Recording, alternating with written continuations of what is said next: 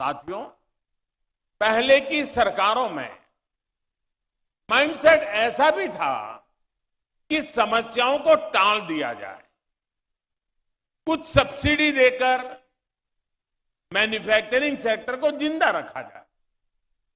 इस सोच ने भी भारत के मैन्युफैक्चरिंग सेक्टर का बहुत नुकसान किया है।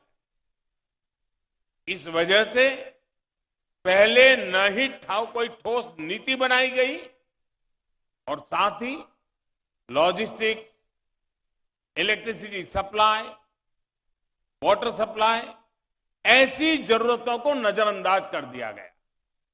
इसका परिणाम क्या हुआ? मेरे देश की युवा पीढ़ी इसको भली भांति जान सकती। अब आज का भारत एक नए माइंडसेट, एक नए वर्क कल्चर के साथ काम कर रहा है। हमने काम चलाओ फैसलों का तरीका छोड़ा है और विकास के लिए, निवेशकों के लिए कई तरह के इंसेंटिव लेकर आए हैं।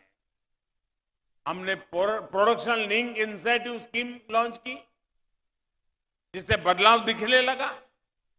आज हमारी पॉलिसी स्टेबल है, प्रिडिक्टेबल है और फ्यूचरिस्टिक है।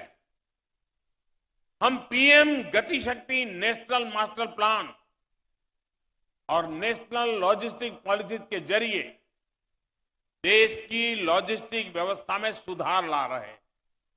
साथियों, पहले एक माइंडसेट ये भी था कि भारत मैन्युफैक्चरिंग में बेहतर नहीं कर सकता, इसलिए उसे सिर्फ सर्विस सेक्टर पर ध्यान देना चाहिए। आज हम सर्विस सेक्टर भी संभाल रहे हैं और मैन्युफैक्चरिंग सेक्टर को भी समृद्ध बना रहे हैं। हम जानते हैं कि आज दुनिया में कोई भी देश सिर्फ सर्विस सेक्टर या सिर्फ मैन्युफैक्चरिंग सेक्टर का विकास करके आगे नहीं बढ़ सकता। हमें विकास के होलिस्टिक अप्रोच को अपनाना होगा और आज का नया भारत उसी रास्ते पर आत्मविश्वास के साथ चल पड़ा है।